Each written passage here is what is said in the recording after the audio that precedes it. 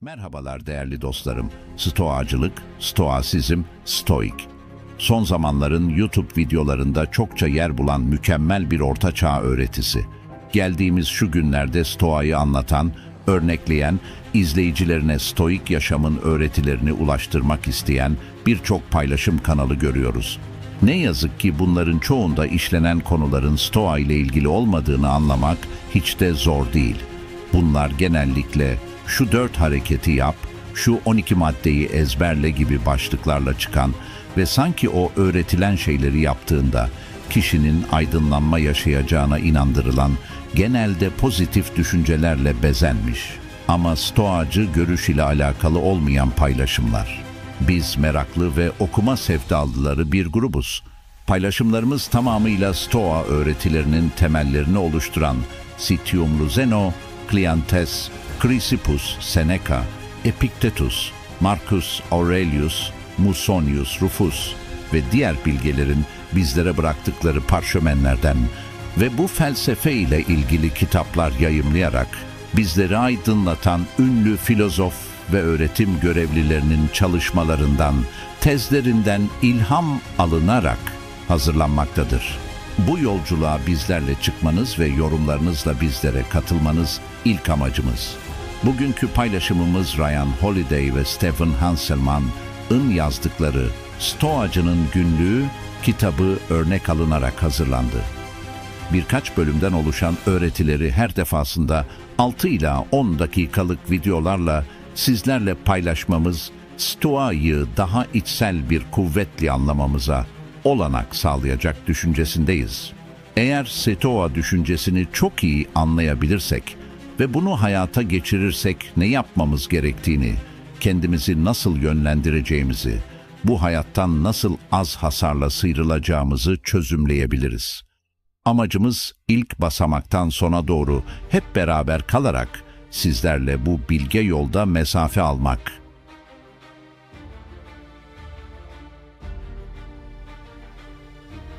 Hayattaki başlıca görev çok basittir. Yapmamız gereken tek şey sorunları tespit edip birbirinden ayrıştırmaktır. Ancak bu şekilde kontrolümüz dışındaki şeyleri net bir şekilde belirleyebilir ve gerçekten kontrol edebildiğimiz tercihlerimizi bunlardan ayırabiliriz. Peki, iyiyi ve kötüyü nerede aramalıyız? Bunun cevabı kontrolümüz dışındaki şeylerde değildir. Bakacağımız yer içimiz ve yaptığımız seçimlerdir. Stoacı felsefedeki en önemli uygulama, değiştirebileceğimiz şeyler ile değiştiremeyeceğimizi birbirinden ayırmaktır. Nelere etki edebiliyoruz? Örneğin uçağın hava muhalefeti nedeniyle rötar yaptı diyelim. Karşındaki hava yolları görevlisine ne kadar bağırırsan bağır, ne kadar kızarsan kız. Bu yaptığın fırtınayı durdurup uçağı havalandıracak mıdır? Başka bir örnek, ne kadar çabalarsan çabala, herhangi birini seni sevmesi için zorla ikna edemezsin. Ya da ne dua okursan oku, boyun olduğundan daha uzun veya kısa olmayacaktır. Ya da televizyon karşısında seyrettiğin bir spor müsabakasında ne yaparsan yap, sonuca herhangi bir katkın ya da yönlendirmen olmayacaktır. Tüm enerjini değiştiremeyeceğin şeylere yönlendirmek ve kendini yormak yerine, harcadığın zamanı ve enerjiyi değiştirebileceğin şeyler üstüne yoğunlaştırman ve bunlara zaman ayırman senin açından çok daha iyi olmayacak mıdır? Siz de şahit olmuşsunuzdur. Şöyle bir yakarış vardır. Tanrım, bana değiştiremeyeceğim şeyleri kabul edebilmek için huzur, değiştirebileceğim şeyler için cesaret ve aralarındaki farkı anlayabilmek için gereken bilgeliği bağışla. Bu yakarışın herhangi bir dini görüşle yakınlığı söz konusu değildir. Evrenseldir. Ergenlik çağına gelmiş bir genç ne yaparsa yapsın, çocukluğunda yaşamış olduğu tacizi veya kötü bir anı değiştiremez. Onu silemez, hiç olmamış gibi yaşayamaz. Ama geleceği değiştirebilir ve bunu ancak içinde yaşadığı zamanda kendi kuvvetiyle başarabilir. Harika bir gelecek hazırlayabilir. Epiktetos'un dediği gibi, insanlar verdikleri kararları yalnızca şimdi kontrol edebilirler. Bu durum şimdi şu anda bizim için de geçerli. Asıl odaklanmamız gereken en önemli nokta, kontrolümüz altında olan ve olmayan şeylerin temiz ve net analizini yapabilmek olacaktır. Bu analizi doğru yapabilmek bize hayatta kazanamayacağı savaş içindeyken, fark etmeyen tüm diğer insanlardan daha avantajlı bir durumda olmamızı sağlayacaktır. Bu öğretiler nasıl meyveler verir? Gerçekten eğitilen kimselerin en güzel ve gerçek hasadı dinginlik, korkusuzluk ve özgürlüktür. Sadece özgür kimselerin eğitilebileceğini söyleyenlere güvenmemeliyiz. Bizim asıl güveneceğimiz kimseler, sadece eğitilenlerin özgür olabileceğini savunan erdem sevdalılarıdır. Şimdi bizimle bu videoyu izliyorsunuz. Seyredeceğiniz videoyu neye göre seçersiniz? Bunun sebebi ne daha bilge görünmek, ne zaman geçirmek, ne de duymak istediklerinizi duymak olabilir. Yukarıdaki seçenekler gerçek olsa daha kolay, daha basit seçenekler bulunabilir. Hayır dostum. Bu paylaşımı izlemeyi seçtiniz çünkü nasıl yaşayacağımızı öğrenmek, dümeni elimizde tutmak istiyoruz. Çünkü daha özgür olmak istiyoruz. Bu en doğal insani hakkımız. Daha az korkmak ve huzur bulmak istiyoruz. Çakralarımızı açarak daha olumlu, daha pozitif olmak ve yaşamak istiyoruz. Sahip olabileceğimiz en önemli ve özel bilgi, kendimiz hakkındaki bilginin tamamına vakıf olmamızla eşdeğerdir. Hayat denen şu kısa zaman aralığında okumak ve bilgi edinmek yerine, televizyon karşısında geçirilen boş zamanlarda kendinizi ne kadar hapsolmuş hissediyorsunuz, bunu unutmayalım. Seneca'nın hayatın kısalığı üzerine mükemmel bir nasihatı var bizlere. Neler kaybettiğinizin bile farkında olmadığınız anlarda kim bilir kaç kişi hayatınıza kendi çöpünü boşalttı. Kim bilir anlamsızca yaşanan acılar, çocukça uğraşlar, doymak bilmez arzular ve gereksiz eğlencelerle ne kadar zamanınızı harcadınız. Peki kendinizden ne kaldı? Henüz vadeniz dolmadan içten içe öldüğünüzü fark edeceksiniz.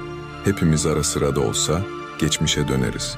Yaşadıklarımız, hayattan aldığımız dersler, yaptıklarımız, yapmamamız gerekenler ve hayaletler gözümüzün önünden geçer. Tüm bu anları düşündüğümüzde, içimizde bir duygusallık ve pişmanlık çoğunluğu oluşuyorsa, yaptığımız en büyük hatanın hayır kelimesine hayatımızda çok az yer vermemizdir. İddialıyım. Bir düşünün. Şimdiye kadar birçok kişinin üzülmesini veya hayal kırıklığına uğramasını istemediğiniz için, çoğu zaman kesinlikle hayır demeniz gereken yerlerde her zaman evet dediniz. Hayatta yapması en zor şeylerden biri hayır diyebilmektir. Yapılan teklifler, gelen davetiyeler, masum gibi görünen istekler, karşınızdakini kırmak istememenizden kaynaklanan her şeye hayır diyebilmek. Bundan çok daha da zor olan bir şey varsa, o da içinde bulunduğunuz, normal olarak görünen duygulara, heyecana, dikkat dağınıklığına, öfkeye hayır diyebilmektir.